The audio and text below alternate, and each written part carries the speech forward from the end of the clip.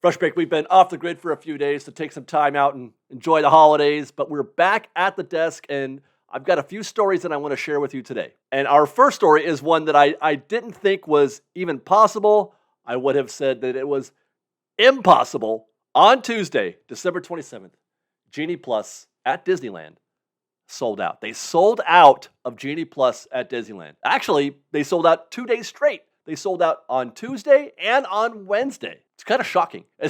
That's actually a word that I've been using a lot lately in this past couple of days. I was surprised by the crowds that we saw on the 22nd, and I'm even more surprised by this news that they had sold out of Genie Plus. By the way, before we even continue, if you want to see something really shocking, check out our video that we did from Universal Studios.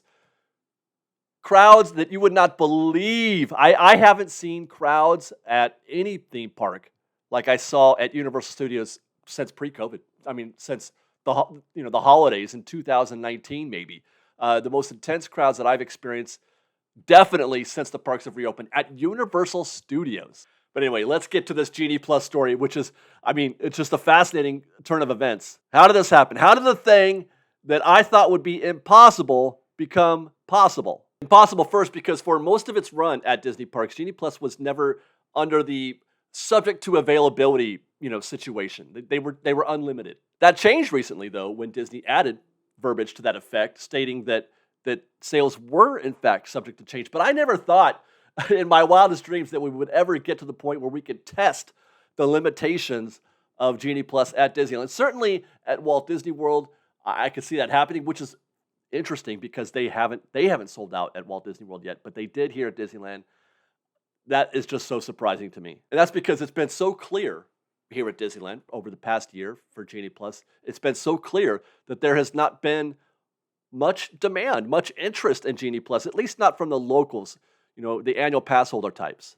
And I mentioned that because they are the demographic that makes up, a large percentage of the crowds at Disneyland. Although that theory is being put to the test lately in the past couple of weeks, but we're going to talk about that here in a minute.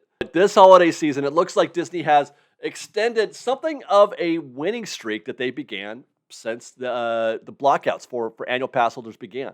The full price crowds have shown up while Magic Keys are blocked out, and those same guests are buying the heck out of Genie Plus. And that's actually the reason why they're selling out the past couple of days, as opposed to any time before that. And that's because locals, Magic Key holders, generally didn't buy Genie Plus. But those guests paying full price, they do buy Genie Plus. They have to. They better if they want to get the most out of their day that is going to cost them up to $244 per guest. It makes perfect sense when you think about it in those terms. If you're in for $244, you're in for $274, by the way, which is what it costs on these days. They're not selling for $20 anymore. They're not even selling for $25 during this period. They're going for $30 each, Genie Plus is. Now, I have heard some anecdotal reports that there was a little bit of displeasure coming from Genie Plus holders, that the Lightning Lane lines were getting too long and nobody was happy. But I can tell you that as bad as they might have looked,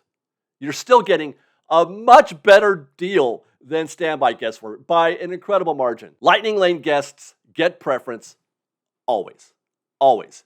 So your wait might be extended by maybe 5 or 10 minutes or so, but make no mistake, the standby guests are the ones that are paying the full brunt, the full price of all those extra Genie Plus sales. All of that is going to be absorbed by standby guests. Lightning Lane guests are still getting a heck of a deal when it comes to waits, as compared to standby. Look, Lightning Lane Genie Plus wasn't meant to be an automatic walk-on for anybody who bought it. Now, that was the case for most days. On many days, that was the case, that it was an immediate walk-on.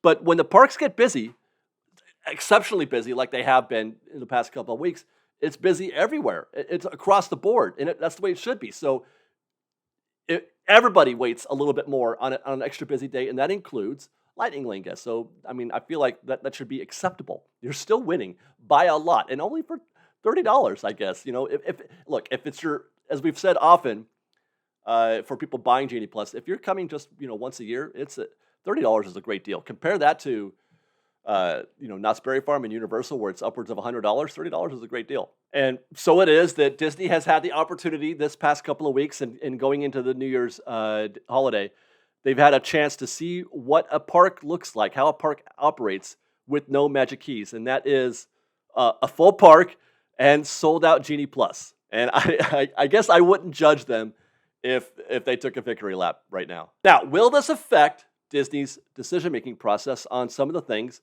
that Disneyland guests dislike the most? The reservation system, Genie Plus, and the lack of new Magic Key sales. I have to say, in this moment, I'm not that optimistic. But can Disney expect similar outcomes, in January or May or August? I don't know, but the formula does seem to be developing a little bit here. Stop selling annual passes or Magic Keys, thus creating more full-paying guests, thus creating more urgency for Genie Plus. The fact that annual pass holders don't put a high priority on going on a bunch of rides, maximizing their day every single time they go to the park, they don't put a priority on that. That makes them, to use a phrase that we've all become familiar with, undesirable. Now, the conversation about whether or not this is good for the overall park experience, that's ongoing. And by that I mean they've removed annual pass holders from the equation during this 2-week holiday stretch. But is the park better off because of it? There are benefits to having annual pass holders in the parks. It's a detailed, nuanced conversation. Whether or not this is ideal for Disneyland, that's another story. When there's that much urgency, that much stress out of getting the most out of your day because you've spent so much, that creates a fair amount of anxiety. So much so that it appears, we've segued, so much so that it appears that Disney has noticed and they have felt like they needed to say something, do something about it. They have essentially told guests to get your act together. On the Disneyland website, they have added a new know before you go item about courtesy, a courtesy reminder. The reminder asks guests to treat others with respect, kindness, and compassion. And this, by the way, closely follows Walt Disney World. They did it first. Walt Disney World did it, and then shortly after that, Disneyland did it as well. So what triggered Disney's desire, their need to make a statement like this on the website? There's no specific incident that I'm aware of, but I have heard anecdotally that there are stories of altercations in the park on the rise. They are increasing. And not just, guests having altercations with other guests, but also guests having altercations with cast members. Tensions in the parks are at a high these days. And I can't help but wonder, I can't help but ask if this has anything to do with just how difficult, how complicated it has become to go to Disneyland these days. And I don't just mean the crowds, but I mean like the increasing reliance on making things digital.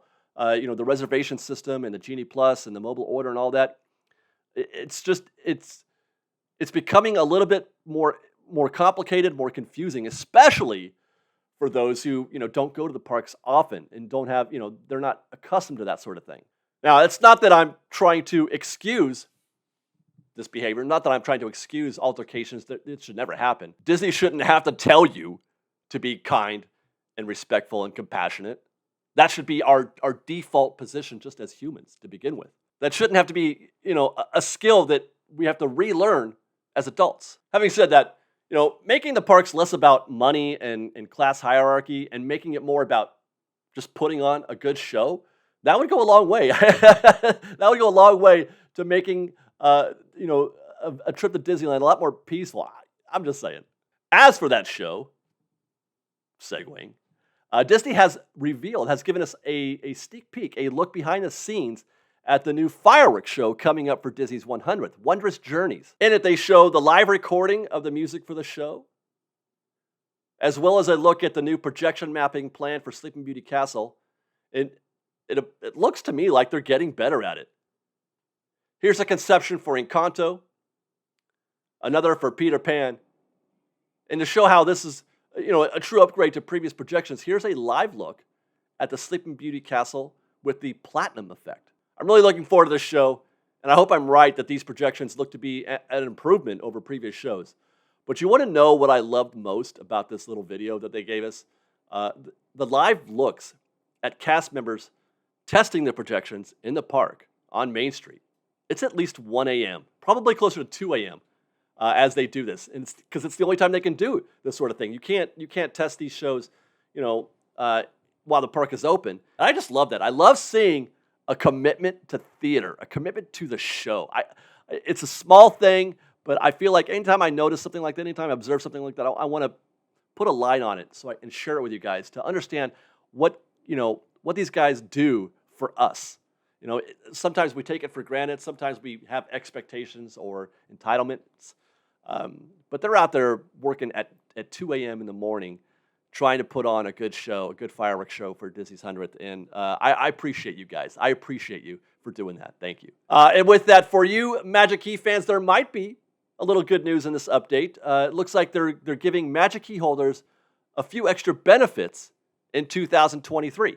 Starting January 9th, the Magic Key Terrace will have a new menu. And per this update, it includes barbecue short rib sliders and a mint julep cocktail, if those interest you. We're going to see the return of the AP popcorn bucket. It's a Disney 100th themed bucket that will offer refills for $1.50 through February 12th. There will also be a Disney 100th print by artist Asia Ellington featuring Mickey and Minnie Mouse. This one is interesting. The Walt Disney Guided Tour will be offering commemorative buttons to Magic Key holders who booked the tour between January 9th and the 26th. Pandora will be selling a Magic Key charm, and new magic shots are planned from January 9th through the 19th, though they haven't yet detailed what those shots might be. I've never bought an AP popcorn bucket before, not ever in my life, but I think I might have to this time. The smell of popcorn in the parks is one of my all-time favorite things, but I've always resisted. I've always said no, but I don't know, man. I feel like this might be the year where I finally say yes. Be sure to follow us on Instagram at _FreshBaked, on Twitter at FreshBakedDisney, that's fresh with no E, and on TikTok at FreshBakedDisney. If you like our show and want to show your support, please do consider joining our Patreon campaign at patreon.com/freshbaked. Otherwise, thanks again for watching, everybody. We love you. Be safe out there. Be kind to one another. Fresh Baked.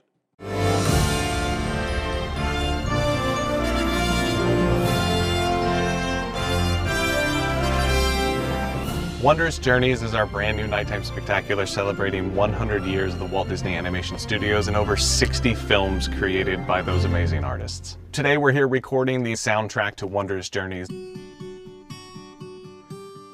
We're working on the entire show. It's about 70 players. We also have a full band and amazing singers and all kinds of wonderful people involved. Creating a brand new nighttime spectacular is a monumental task, and it takes a team of extraordinarily talented artisans, from engineers to musicians to artists. Our partners at Walt Disney Live Entertainment are fantastic, and their passion and love for our animated films is only equaled by our extraordinary passion and love for the Walt Disney theme parks. No one does a spectacular quite like Disneyland. This is the culmination of what the parks do best and what our studio does best. The 100th celebration at Disneyland is so apropos. Being able to celebrate the beginning of the journey of Walt Disney Animation right here where the beginning of the journey of our parks and resorts is really something special. We've really been able to sort of showcase the iconic songs that speak to those stories that everyone knows and loves. Music is so important to the legacy of storytelling we have here, all the way up until our most recent hit with Encanto, of course. It's such a gift to be able to hear it all come to life, and the best musicians in the world bring the magic of what Disney is all about. It's kind of wild to think about the fact that we're taking 100 years of Walt Disney Animation Studios films, putting them in Walt's Park. It just seems so perfect, and it's really just such an honor for us to celebrate our films in that way. Everything starts with Once Upon a Time, and seeing that come to life is truly as fulfilling as it gets.